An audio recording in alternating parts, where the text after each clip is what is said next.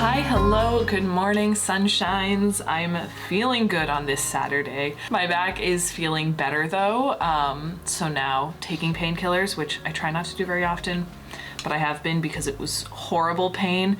But now with the painkillers, I feel almost completely functional. So that's good news. And I am also I just feel really good today, which is great. I was super productive last night. I actually got a lot of work done. I got caught up on a lot of work.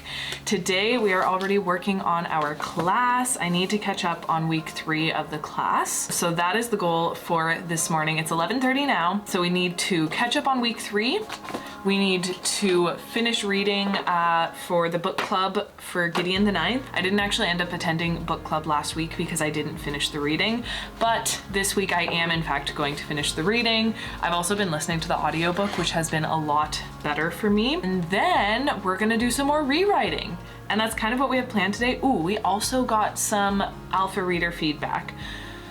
So I might take a peek at that today, more towards the end of the day, because I want to get a bunch of work done before I dive into alpha reader feedback. And I just know that if I dive into it right now, I'll get caught up in it and I'll start trying to make those changes, which is not what we're doing yet. I need to get other stuff done first. So I did spend, I wonder if it says how much time I've spent today. 50 minutes. I've only spent 50 minutes focusing on learning so far today. But I've been doing like shorter sprints, like 10 to 20 minute sprints.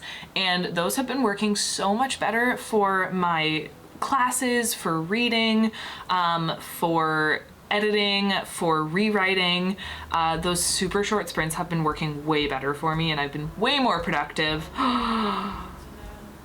I have enough money to buy the tree that I wanted to. I use this app called Forest, which I'm sure many of you have heard of. There's a tree that I wanted to buy, but I needed to wait until I collected enough coins, but now I have enough coins. Right here, it's the osmanthus tree. So I am going to purchase that tree because I have enough to. Honestly, I've spoken about this app before and it is just the most wonderful app for my productivity. Again, it's called Forest in case you're looking for it, and you basically get to plant cute little trees, and depending on how long you plant them, they'll grow to be big, fun trees, and then you can go and look at your forest. This is only for today so far, but you can see like how productive you've been. So if I look at the whole month, isn't actually that much. But look at all those fun, colorful little trees that I've been planting. Anyways, we got wildly distracted today. So yeah, that's what we're doing today. I'm going to make myself some food because like I said, it is 11:30 and I've kind of just I had my mushroom hot chocolate, and then I had some water and I haven't eaten anything else. So I'm going to have some food and then I'm probably gonna watch a vlog while I have some food. We'll see, it'll be a writing vlog, I'm sure. And then we're gonna keep working today. We're catching up on stuff today. If I can't move and I can't go to work out and I can't go for long walks, then gosh darn it, I'm gonna get everything done at home. Just let it go,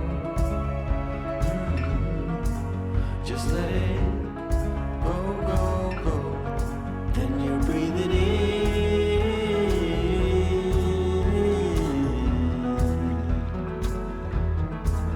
You're breathing out.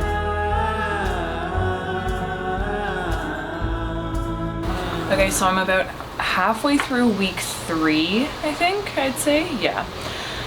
These classes, I feel like I've mentioned it before, there is so much more content in these classes than I expected. I know that technically it's like a continuing education course, just like a 6-week course. However, it really feels like the workload of a university course. So I guess I was expecting it to be less, you know, when you find free courses online and stuff and you take them and you're like, oh, this is super easy. It's like following a, 5-hour tutorial over the course of a few days or whatever. And this is not like that. So it's also been like, wait, I'm sorry. I just realized that it's been nearly 2 years since I finished university. Hold up, hold on. I need a second to have an existential crisis. Just give me a sec. Is that right? And we're back. I'm fine. The point of that was just that it's been 2 years since I was in university, and therefore it's been 2 years since I actually had like a heavy workload as far as classes and learning went, because anything after university was just like my own paced learning. So I feel like I'm getting into the swing of things again, and I've almost caught up on week 3, and we're going into week 4 this coming week. So that's where we're getting. And it also got me thinking, because we're currently talking about common problems that arise in Act 1 when it comes to the internal and aesthetic journey. So currently focusing on the internal journey. There are all these little things that I thought I wasn't doing, and this is just like proof of me overthinking a lot of my writing, because I want it to be good, but I'm still learning so much, and therefore I overthink a lot of things. But I was thinking about the fact how, so obviously conflict is what pushes your story forward. It's what makes your characters make decisions. And she was talking about how even in the very first act, you still have to have conflict. Even though it's the first act and there's a lot of like world building and setting up the status quo and that sort of thing, you still need to have conflict, or it's kind of like your readers would be questioning, well, why am I even reading this? Like, what problem are we solving? Like, what issues are there? You know, no one wants to read about a perfect world.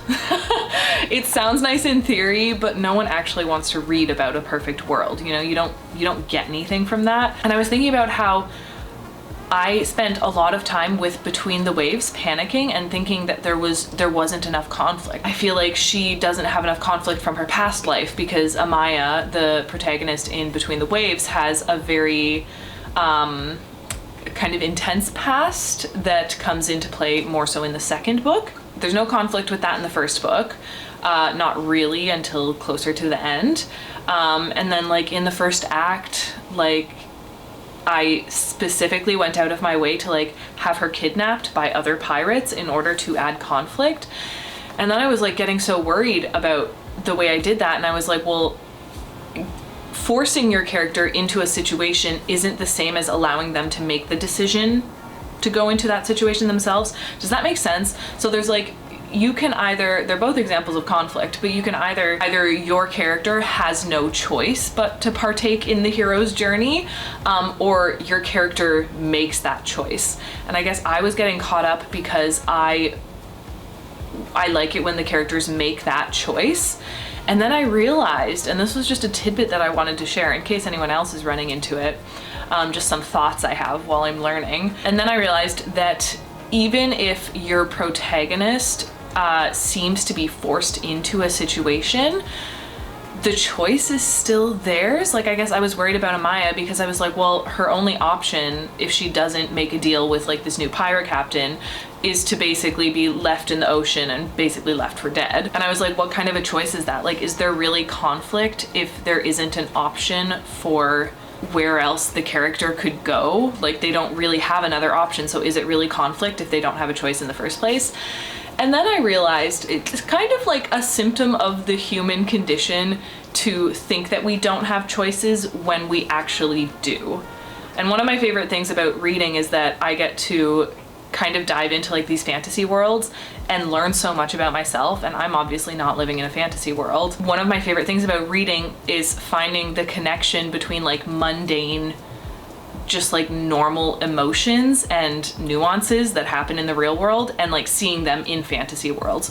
So for this example, I was like, well, no, Amaya is making a choice because technically there are really a plethora of options that Amaya could consider and could pursue, that don't involve her dying and that don't involve her heeding the call to action. I think that it was tripping me up because from Amaya's perspective, she doesn't feel like she has a choice. I don't know if I'm explaining this well, but I guess I just had a revelation for Amaya because I felt like she wasn't getting to make choices and therefore it wasn't as much conflict.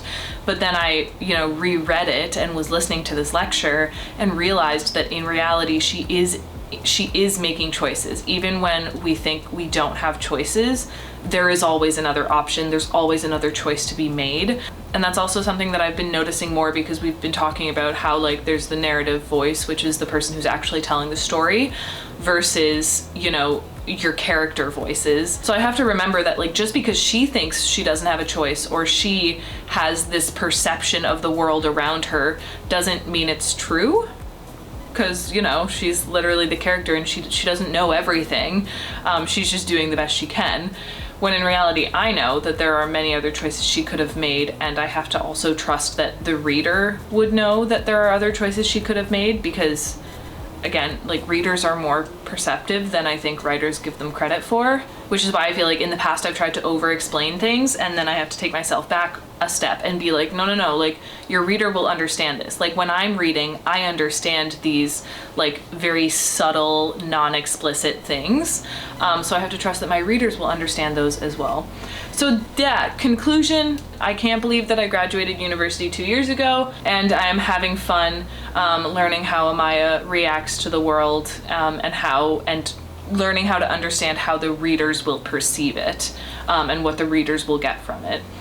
Which is really cool, because I feel like for the first draft, you kind of just write for yourself to get the story out, and then the later drafts you're writing like, oh, well, what if I was actually reading this? Now, what do we do? I'm gonna keep working on this because I still have quite a bit to do.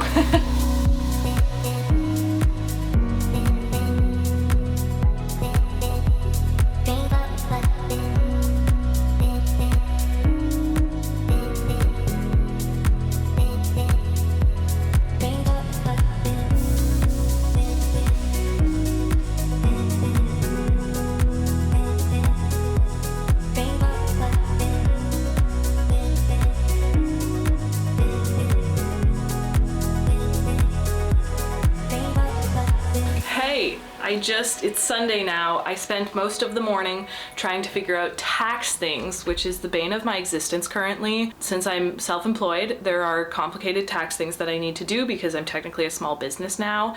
And also some of my income, a very, very small amount, but some of it nonetheless comes from Google, which is in the States, which means that they also take tax off, and I don't really know how to deal with that because it's never happened before. So basically I spent like multiple hours this morning staring at tax documents and just reading pages upon pages of tax documents, and then I signed up to get a liaison call, which I guess you can do so that they can like explain to you how to do things, because it was not absorbing into my brain, and I was like, I think I know what to do to file, because I have to file quarterly now.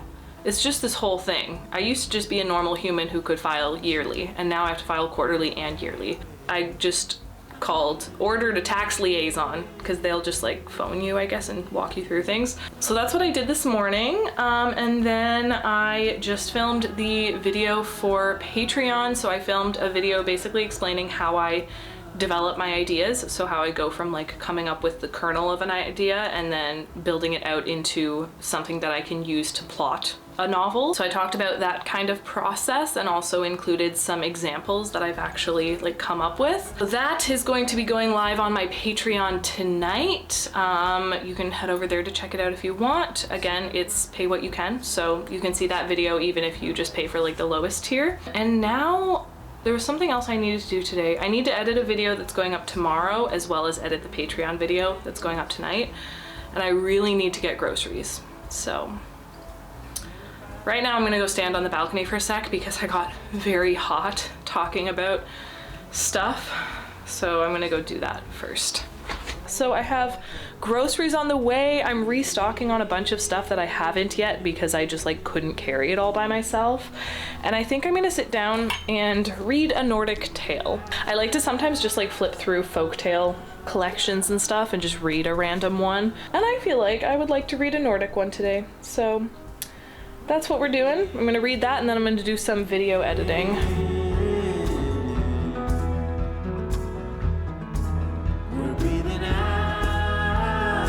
Hi, I've realized that I didn't actually finish this vlog, so it's future Kayla finishing it off. Again, if you want to check out that exclusive video that I made for Patreon about how I develop my ideas and talking about some of my past novel ideas and upcoming novel ideas, my Patreon will be linked down below. I would love it if you could support me over there. But thank you all so much for watching the video. Don't forget to give it a thumbs up. It really helps out my videos. Don't forget to smile, and I will see you all in the next one. Bye.